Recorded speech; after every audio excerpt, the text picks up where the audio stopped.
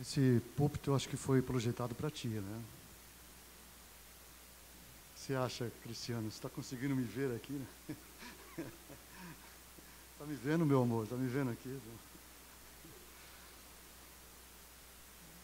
Eu louvo a Deus pelo privilégio agora de trazer a reflexão da palavra do Senhor, e eu me sinto muito à vontade dentro dessa mensagem. A linha teológica que eu tenho, que é a linha teológica do vosso pastor, e já começamos a viver isso na introdução desse culto, uma leitura que foi feita no texto de Efésios. Também eu peguei um pouco da escola dominical que estava tendo aqui, falando sobre a graça. E quando Deus colocou no meu coração essa reflexão dessa noite, vem dentro dessa visão que os irmãos têm. Então, eu quero compartilhar o texto de Efésios, capítulo 1. Se você puder.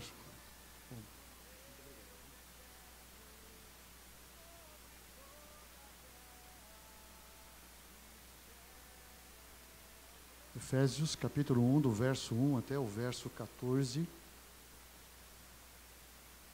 Vou fazer a leitura e os irmãos podem acompanhar, assim assentados mesmo, acompanhar essa leitura que faço. Efésios, capítulo 1, versos de 1 a 14, diz assim: Paulo, apóstolo de Cristo Jesus, pela vontade de Deus, aos santos e fiéis em Cristo Jesus que estão em Éfeso. Graça a vós e paz da parte de Deus, nosso Pai, e do nosso Senhor Jesus Cristo. Bendito seja o Deus e Pai do nosso Senhor Jesus Cristo, que nos abençoou com todas as bênçãos espirituais nas regiões celestiais em Cristo. Como também nos elegeu nele antes da fundação do mundo, para sermos santos e irrepreensíveis diante dele em amor, e nos predestinou para si mesmo, segundo a boa determinação de sua vontade, para sermos filhos adotivos por meio de Jesus Cristo, para o louvor da glória da sua graça, que nos deu gratuitamente no amado. Perdão dos nossos pecados pelo seu sangue, segundo a riqueza da sua graça, que ele fez multiplicar-se para conosco em toda sabedoria e prudência, e fez com que conhecêssemos o mistério da sua vontade, segundo a sua boa determinação, que nele propôs para a dispensação da plenitude dos tempos, de fazer convergir em Cristo todas as coisas, tanto as que estão no céu como as que estão na terra. Nele também fomos feitos herança, predestinados, conforme o propósito daquele que faz todas as coisas segundo o desígnio da sua vontade, a fim de sermos para o louvor da sua glória, nós, os que antes havíamos esperado em Cristo.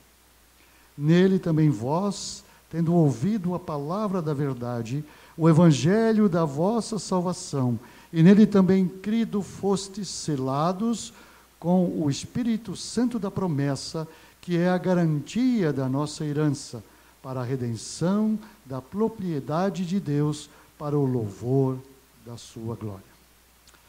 A carta que Paulo escreve aos Efésios é considerada pela maioria dos estudiosos como a coroa dos escritos de Paulo.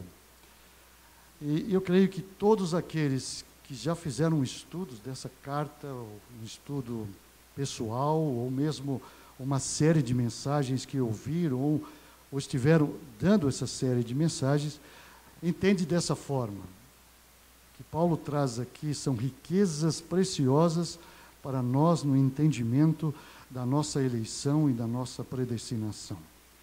E eu creio que de todos os livros da Bíblia, Efésio é o mais convincente para a nossa situação atual, tanto da igreja como do mundo em que nós estamos vivendo. Alguém disse que ela trata da igreja e do glorioso propósito de Deus para a sua igreja.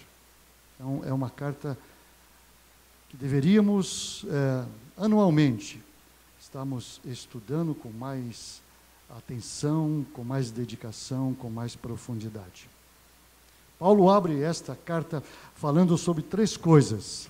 Primeiro, sua apresentação como remetente dessa carta, então ele mesmo está se apresentando assim. A segunda, sua indicação sobre os destinatários da carta, isso tudo no verso 1. E depois, aquilo que nós vemos na vida de Paulo, que é a sua oração. E na sua oração, ele está suplicando as bênçãos especiais de Deus para os seus destinatários. Se nós entendemos que esse livro é a palavra de Deus, e sendo a palavra de Deus, ela é viva e eficaz, eu entendo que esta palavra hoje, que nós acabamos de ler, é para nós também. Não só para aqueles que Paulo estava escrevendo, mas entendemos que ela tem algo de muito especial a cada um de nós. Por isso, a minha proposição é que a Igreja de Deus é composta por um povo rico das bênçãos espirituais procedentes de Deus. Então, eu quero conduzi-los a pensar comigo nessa noite sobre 3 dessas bênçãos que vêm da parte de Deus para a sua igreja e qual é a finalidade de cada uma dessas bênçãos. A primeira bênção, por favor. Opa, obrigado. Fala de que a igreja é rica das bênçãos espirituais procedentes de Deus, o Pai. Os versos 3 a 6 que nós lemos nos mostram bem claro isso. E a primeira bênção é sermos um povo escolhido de Deus. Quando falo da eleição, eu entendo que a eleição é o ato da livre e soberana graça de Deus. Paulo abre esse assunto dizendo o seguinte: bendito seja o Deus e Pai. Esclarecendo e deixando bem claro para nós, bem nítido para nós, quem é o sujeito de todo esse universo que nós chamamos de igreja, povo de Deus, de redimidos no sangue do Senhor Jesus Cristo. O sujeito aqui é Deus. E Paulo, quando diz isso, ele diz que a graça de Deus, a eleição de Deus, é a doutrina mais fundamental e importante para o desenvolvimento da igreja como povo de Deus. John Stott, quando ele fala sobre essa eleição, ele diz que ela não foi uma invenção de homens como Agostinho e Calvino. Pelo contrário, diz ele, e sem dúvida ela é uma doutrina bíblica e nenhum cristão bíblico pode simplesmente ignorá-la. Pensando nisso, nós temos alguns aspectos que estão aqui nesse slide, alguns aspectos sobre essa eleição. Primeiro, o autor, Deus, o Pai. Não foi eu, não foi você, não fomos nós que escolhemos a Deus. Não vamos na direção de Deus. A Bíblia mesmo deixa bem claro isso. Não há quem busque a Deus, nenhum somente. Na verdade, todos que estão aqui, que têm certeza da sua salvação na graça do Senhor Jesus Cristo, sabem exatamente isso. Se você um dia entrou aqui nesse lugar, e aqui você conheceu a Cristo como Salvador, você não entrou aqui para buscar a salvação, você não entrou aqui pensando na salvação. Alguém lhe fez um convite, alguma situação na sua vida e deu um impulso de chegar até aqui. Algumas coisas que você talvez quisesse resolver na sua vida. Então, foi na direção de Deus, porque entende que Deus é um Deus de amor, é um Deus soberano, alguma coisa parecida, e Ele pode resolver essa situação. Eu e Magali lembramos como chegamos a primeira vez na Igreja Batista Boas Novas, em Vila Zelina. Uma noite como essa. E entramos ali para ouvir uma palavra de consolo. Em uma situação em que estávamos vivenciando, e eu particularmente, no meu trabalho. Uma situação não muito confortável. Queria ouvir uma palavra de consolo. Sentávamos ali naqueles bancos, para ouvirmos uma palavra de consolo. E naquela noite, Deus usou o servo dele para mostrar que eu tinha algo muito mais, uma necessidade muito maior do que aquela pela qual eu estava entrando ali.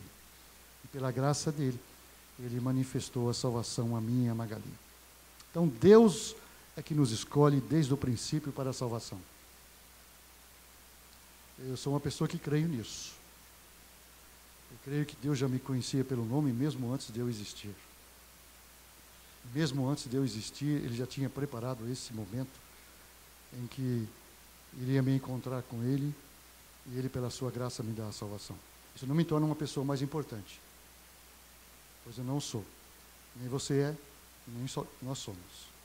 Se há alguém aqui que deve ser venerado como alguém importante, é aquele que nos deu um presente valioso.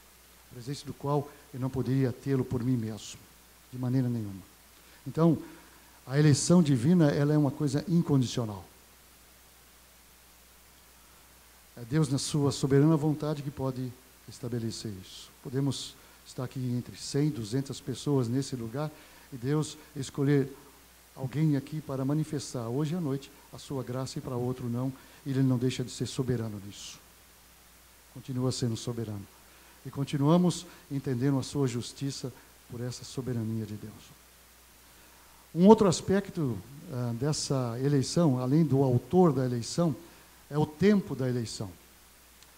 Desde antes da fundação do mundo, isso já estava nos planos de Deus. Não foi um plano de última hora, não foi algo naquele instante que Deus resolveu, então, dar a salvação ou estender essa salvação. Nós estamos estudando teologia sistemática, uma matéria que eu tenho dado na faculdade, e no 4º ano nós estamos estudando hoje teologia sistemática 4, que fala sobre escatologia. E um aluno fez a seguinte pergunta: Pastor Manuel, Deus sabia já que Adão iria pecar. Sabia ou não sabia? Lógico que sabia. Ele poderia interferir nisso? Com certeza. E por que não interferiu? Porque ele não quis. Essa é a resposta, ele não quis nisso. Então ele deixou Adão pecar para manifestar então a graça dele? Não, não entendo isso. Eu entendo que Deus permitiu que Adão fosse desobediente.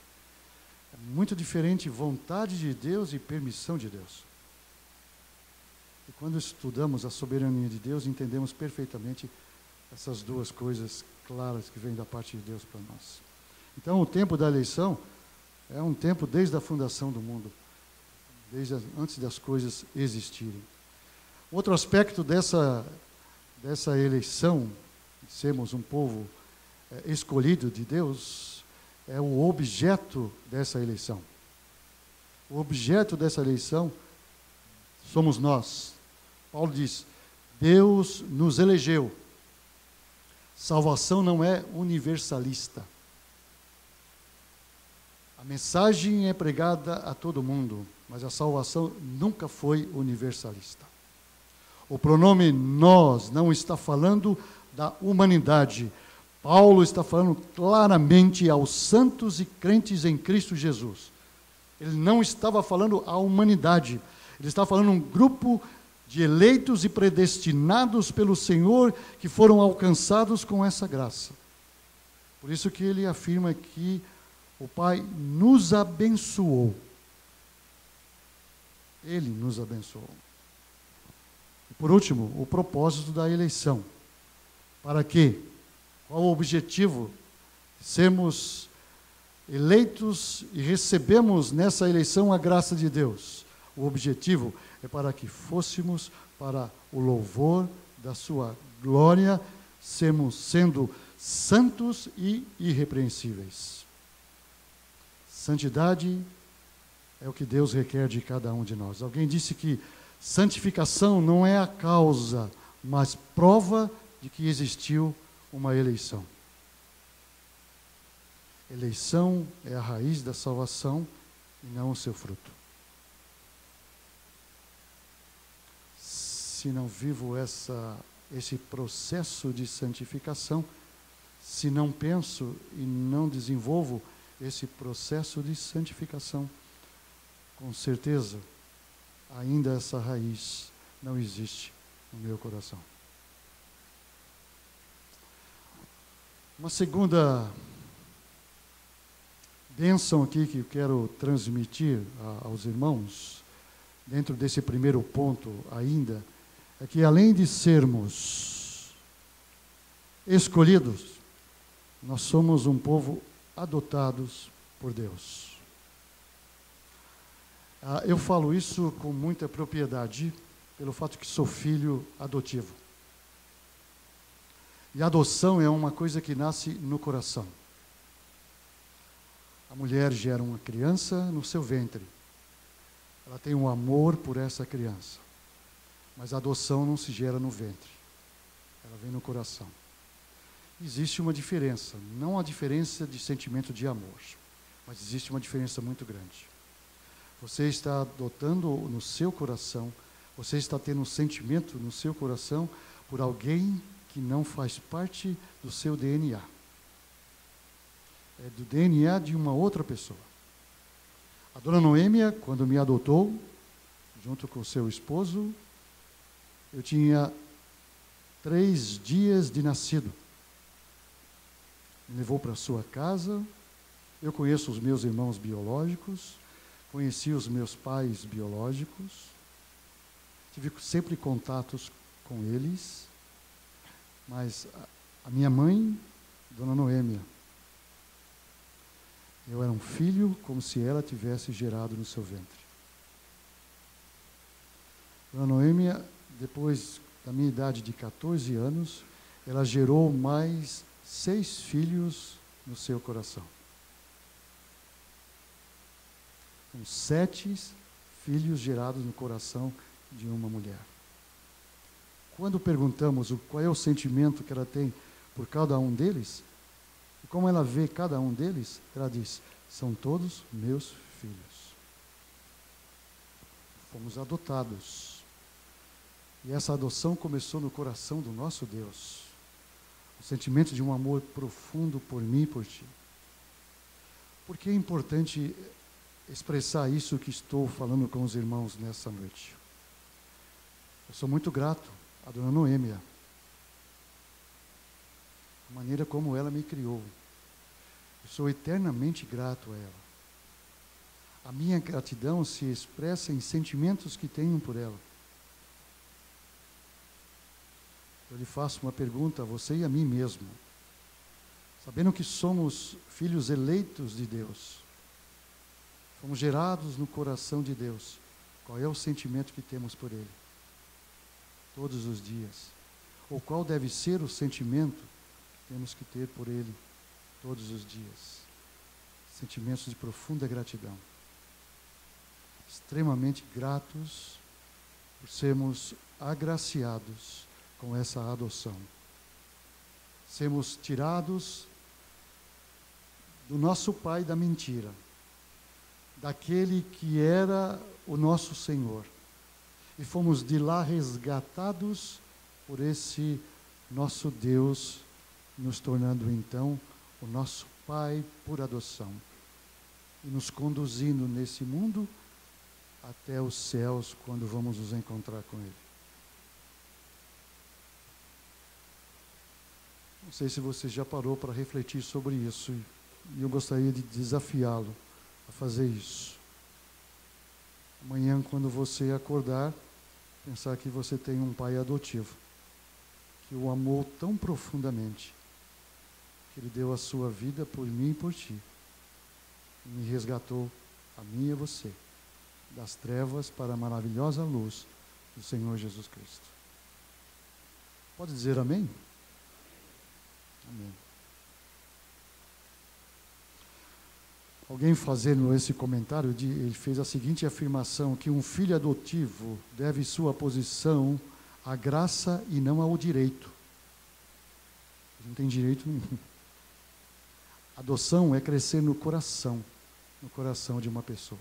Eu tive o privilégio essa semana de ir lá na minha sala conversar com uma senhora. Ela veio para termos um aconselhamento de uma situação que ela está vivenciando. O primeiro momento que eu tive com essa senhora, conhecê-la pela primeira vez. Então nós estávamos conversando e de repente ela disse assim: tenho 2 filhas de coração. E quando ela falou, tenho 2 filhas de coração, eu entendi perfeitamente o que ela estava dizendo. E ela disse o seguinte: é uma coisa maravilhosa gerar no nosso coração um ser humano.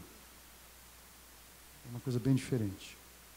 Eu sei que as irmãs que já deram à luz entendem que é uma coisa maravilhosa gerar uma criança ali, você esperar 9 meses, e quando sai está ali o resultado da graça de Deus, presenteando-os, tanto o esposo quanto a esposa, com um filho, com uma filha.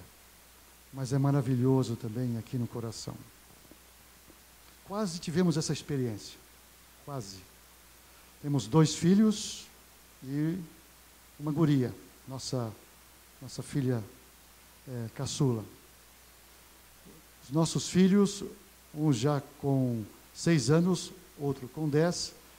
E eu levei à igreja, onde nós estávamos, falei, ore conosco, eu gostaria de ter uma menina em casa.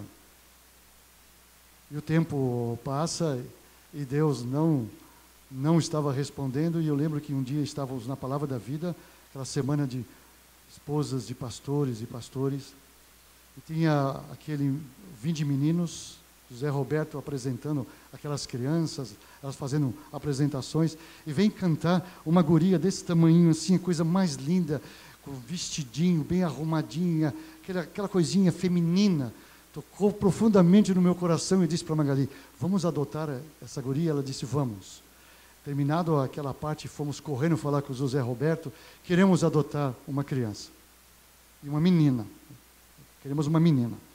Aí apontamos aquela menina. Ele disse assim, não, aquela não pode ser, porque ela já foi adotada. Mas tem aqui outros meninos. Eu disse, não, nós queríamos aquela menina. Um gesto meio egoísta nosso. Mas fomos embora para casa sem adoção. Um mês depois ficamos sabendo, a Magali estava grávida. E Deus escondeu o sexo da gravidez ali até o final. E quando nasceu, a coisa mais preciosa. A menina mais linda do mundo. A nossa Angélica. Presente de Deus. Mas eu creio que se Deus nos desse a adoção daquela menina, ela também seria vista com esses olhos. E com esse sentimento. É esse sentimento que Deus tem por mim e por ti. Cada um de nós. E somos um povo aceito por Deus. Não podemos fazer a nós mesmos aceitáveis a Deus. Não há nada que Deus olhe em mim e diga, olha, eu vou aceitar porque você fez alguma coisa que é interessante para mim. Não tínhamos nada de interessante aos olhos de Deus, muito pelo contrário. O pecado que estava dentro de nós nos separávamos de Deus. Nascemos assim, Romanos 3:23 fala isso. Nascemos destituídos da graça de Deus. Não havia nada. A nossa justiça era vista como trapo de imundícia. É isso mesmo. A graça de Cristo, a pessoa dele, fez com que fôssemos aceitos. Aceitos pelo Senhor, para próximo dele. Eu termino essa primeira bênção dizendo que somos um povo rico das bênçãos espirituais procedentes de Deus, o Pai, que é a nossa eleição, a adoção e a aceitação por parte do Senhor Jesus Cristo, Senhor nosso. A segunda que quero compartilhar, por favor.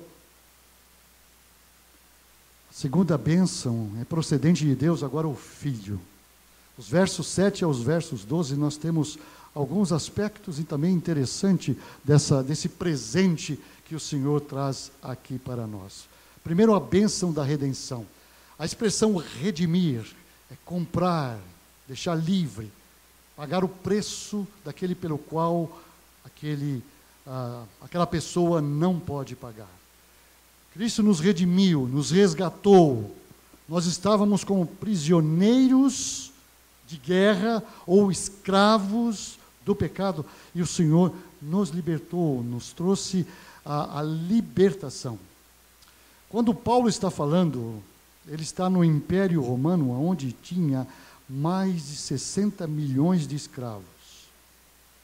E eles eram vendidos como uma peça de mobília, como um objeto.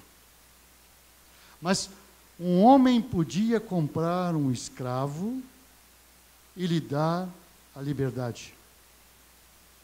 Mas o escravo por si mesmo não podia se libertar. É isso aí. É isso que a graça preciosa do Senhor Jesus Cristo faz por nós.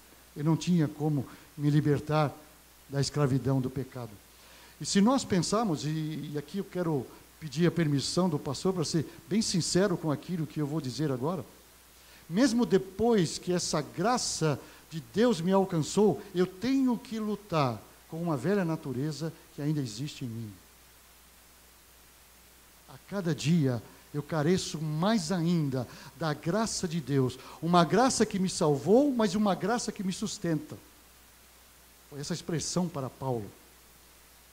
Três vezes ele ora pedindo que Deus afaste aquele espinho na carne dele, e o Senhor responde da seguinte maneira: a minha graça te é suficiente. Se nós não tivéssemos mais nada nesse mundo, mais nada, somente a graça de Deus, isso já é a maior riqueza que nós podemos ter em nossa vida. Paulo mostra exatamente esse aspecto para cada um de nós. Alguém escrevendo sobre este ato da libertação, ele diz assim: essa libertação foi assinada em lágrimas, selada com sangue, escrita em pergaminho celestial, registrada nos arquivos eternos. A tinta negra da acusação foi totalmente coberta pela tinta vermelha da cruz. O sangue de Jesus nos purifica de todo pecado. É isso que diz primeira carta de João. Então, lá estava assinada minha libertação por aquele que pagou o preço no meu lugar, no seu lugar, no nosso lugar. Ainda dentro desse aspecto, nós temos a bênção do perdão, dada pelo Senhor. Perdoar significa levar embora. Eu nunca entendi que perdoar significa esquecer. Perdoar é lembrar sem sentir nenhum ressentimento, nenhuma amargura. Mas com Cristo, Ele leva sobre si, Ele pega sobre si toda a nossa iniquidade e nos perdoa aquela transgressão. Então, a morte de Cristo foi para que Ele levasse embora os nossos pecados, a fim de que nunca mais nós fôssemos vistos como alguém condenável aos olhos de Deus. Alguém escrevendo diz que o perdão de Deus em Cristo é a porta para um novo começo. Perdoar é restaurar, restabelecer uma comunhão, uma relação que foi rompida. O perdão é uma das coisas mais preciosas que aprendemos do nosso Senhor e Salvador Jesus Cristo. Se temos que agradecer a Deus pela sua graça, devemos mais ainda agradecer pelo perdão que Ele nos concedeu. Dizendo o seguinte: já não pesa mais sobre vocês qualquer obstáculo, qualquer coisa que impeça de termos acesso direto e livre ao nosso Deus Criador. Feito isso pelo Senhor. Outra expressão é que a bênção também é uma bênção da revelação da vontade de Deus. Versos de 8 a 10 fala isso. Cristo ilumina a nossa compreensão para que a gente entenda isso. Duas palavras aqui bem interessantes: sabedoria e prudência. Sabedoria é o conhecimento que olha para o coração das coisas, que as conhece como elas realmente são. E prudência, aquela compreensão que leva a agir de forma correta, dentro do padrão que é estabelecido. Então, Cristo outorgou aos homens a habilidade de ver as grandes venturas da eternidade e de resolver os problemas de cada instante da nossa vida. É isso que a graça faz conosco. Alguém escrevendo também diz que o homem tem essa sabedoria e prudência porque Deus revela o mistério da sua vontade. Cada dia que me aproximo do Senhor, cada vez mais que cresço na intimidade com Deus, mais esses mistérios do Senhor vão sendo revelados. Com mais profundidade, eu vou conhecendo o meu Senhor. Quantos aqui conhecem a minha esposa Magali? Levante a mão. Acho que todos conheceram ela aqui nessa noite. Mas vamos supor que o irmão conhecesse a Magali lá da faculdade, onde ela trabalha, tem contato com ela. Entre eu e o irmão, quem mais conhece a Magali? Quem que vocês acham?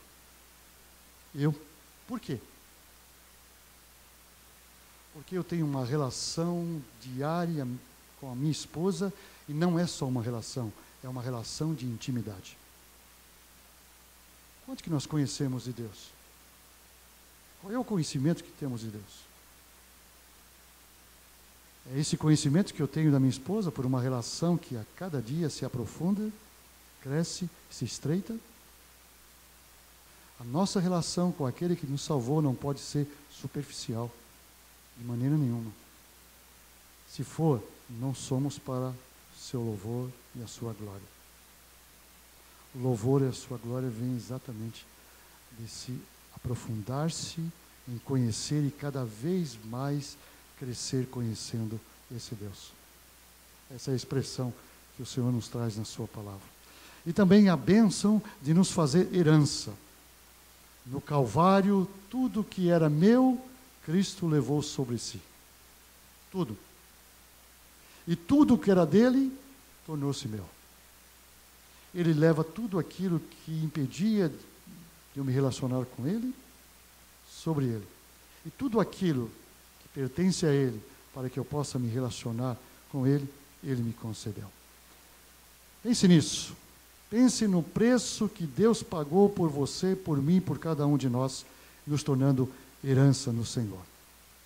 Eu termino essa segunda bênção dizendo que um poeta em que Manuel Bandeira escreveu, não sei se já ouviram esse poema, O Bicho. Ele diz assim: vi um bicho na imundície do pátio, catando comida entre os detritos. Quando acha alguma coisa, não examina nem cheira. Engolia com voracidade. O bicho não era um cão, o bicho não era um rato. O bicho, meu Deus, era um homem. Antes da graça éramos isso mesmo aos olhos de Deus. Algo sem sentido nenhum para ele. Apenas como criatura dele. Percebe nesse poema a transformação que Cristo fez em nossas vidas? Antes corríamos nas migalhas do pecado, agora usufruímos das realidades do reino, das bênçãos celestiais. E a última bênção que quero compartilhar é sobre o fato que somos ricos das bênçãos procedentes de Deus, agora o Espírito Santo. Os versos de 13 a 14 mostram duas bênçãos gloriosas que são procedentes do Espírito Santo para a nossa vida: o selo e a garantia. A bênção do selo tem três funções. Primeiro, garantir o caráter autêntico de um documento, marcar uma propriedade e proteger contra qualquer violação ou dano. É isso que somos selados. Fomos selados agora e temos o caráter autêntico daquele que nos selou. Quando as potestades olham para os eleitos que foram selados, o que eles veem não é mais uma imundície. O que eles veem agora é o caráter do Altíssimo na vida daquela pessoa. Mas também marca uma propriedade. Nós somos do Senhor. Pertencemos a Ele. Somente Ele pode nos deixar de lado, mas ninguém tem o poder de fazê-lo. Há um texto na Escritura que diz assim: aquele que o Pai me der, jamais será arrebatado das minhas mãos. E a proteção contra qualquer violação ou dano. No dia a dia nosso, gozamos da graça que nos protege e nos sustenta sobre qualquer dano que possa causar sobre as nossas vidas. E um outro aspecto é a bênção da garantia do Espírito Santo. O apóstolo fala do Espírito como garantia. Ele nos foi dado com essa garantia. Há uma palavra no original que dá o significado assim: o sinal em que se paga a um comerciante antecipadamente, depositando uma quantia que jamais pode ser mudada. Essa é a expressão da garantia que nós temos. Então, o Espírito Santo é o primeiro pagamento que garante aos filhos de Deus que Ele termina esta obra que começou em Cristo Jesus. Não é essa a função do Espírito Santo em nossas vidas? Ele veio para nos fazer lembrar de tudo aquilo que Cristo nos ensinou e nos guiar nos caminhos do Senhor. Se eu e você prestarmos bem atenção nas palavras de Paulo quando ele escreve aos Gálatas, vamos entender perfeitamente isso. Ele diz: andai no Espírito e jamais você vai se deixar sujeitar pelas concupiscências da sua carne. É um imperativo do Senhor. Então a nossa relação com Deus é uma relação de amor, aonde Jesus é o noivo e nós aqui somos a noiva. E a noiva aguarda com muita ansiedade a volta do seu noivo. Agora há pouco foi falado sobre isso. E ela aguarda preparada, adornada para esse momento. Ela não aguarda esse momento de qualquer jeito. Ela levanta pela manhã e se embeleza para o seu noivo como se ele voltasse naquele dia. Sério, não é? Eu lembro quando eu namorava com a minha esposa ali, a gente namora hoje, mas de uma forma um pouco mais íntima, né? Mas quando namorava, que ela estava na casa dela, eu, quando ia visitá-la, tomava um banho, penteava o meu cabelo, né? Me produzia para ela. Quando chegava lá, estava a Magali toda produzida para mim. E a primeira coisa que eu olhava, eu falava: não, que coisa linda que Deus está me dando, né? Ela não chegava lá e esperava de qualquer maneira. Como é que a noiva de Cristo espera ele? Espera refletir em tudo isso que nós falamos aqui hoje à noite. Espera como se ele fosse voltar hoje. Não voltou hoje? Como se ele voltar amanhã. E a cada dia até a volta do Senhor. Numa igreja da Inglaterra, um pastor notou um ex-assaltante que se ajoelha no momento da ceia para receber os elementos, ao lado de um juiz da Suprema Corte que o havia condenado e na sua condenação o levou então para estar 7 anos na prisão. Após o culto, enquanto o juiz e o pastor caminhavam juntos, o juiz fez a seguinte pergunta para o pastor: você viu quem estava ajoelhado ao meu lado durante a ceia? O pastor respondeu: sim. Mas eu não sabia, disse o pastor, que você havia notado aquela pessoa. Continuaram caminhando e de repente o juiz toma a palavra novamente e diz: que milagre é a graça de Deus. O pastor, olhando para o juiz, concordou e disse: sim, que milagre maravilhoso é a graça de Deus.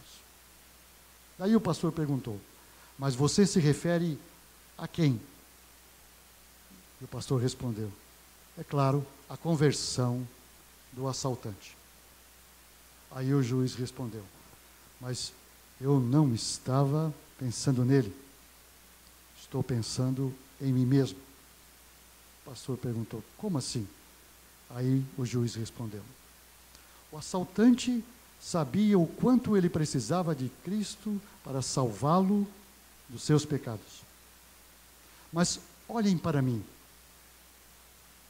Eu fui ensinado desde a infância a ser um cavalheiro, a cumprir minha palavra, fazer minhas orações e ir à igreja.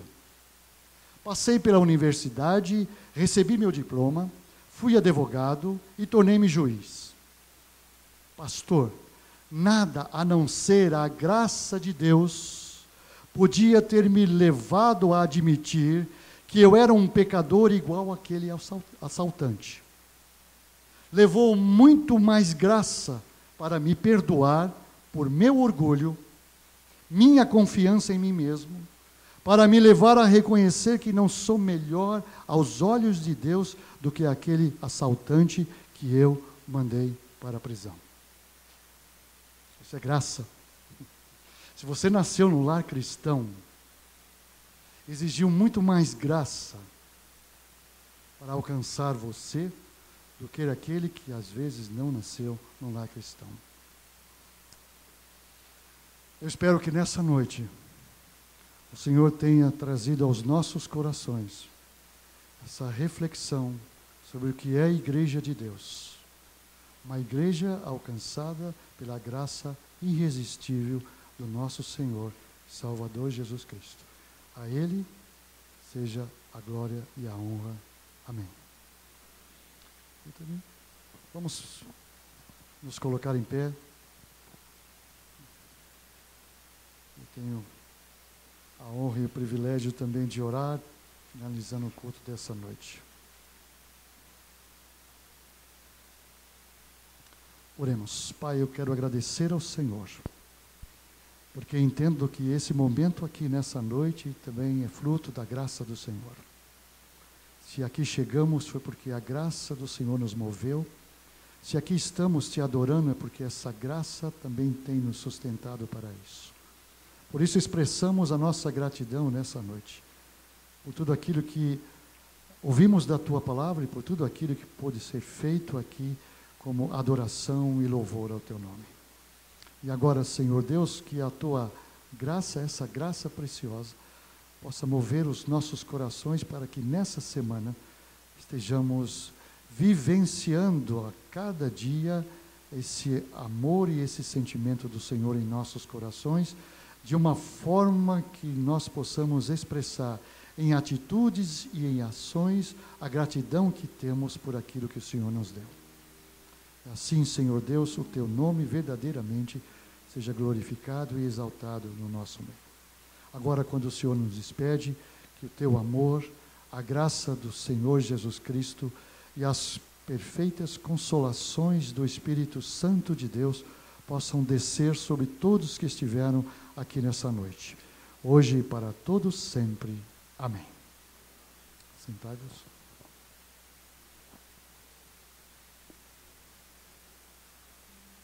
Os irmãos podem sentar, tenham o seu tempo de oração, estaremos lá à porta para cumprimentá-lo.